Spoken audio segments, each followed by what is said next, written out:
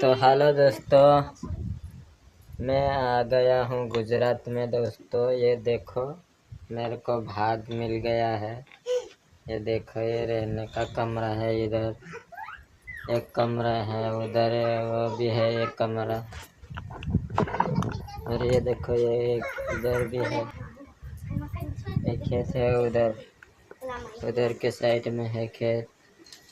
ये इधर है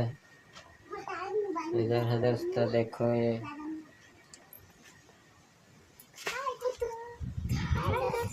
अंदर का दिखाता हूँ मैं। अंदर का रूम अंदर से बताता हूँ दोस्तों। ये है अंदर से। इधर पानी मैंने रखा है। तो देखो ये तो दोस्तों, आप वीडियो गुजरात से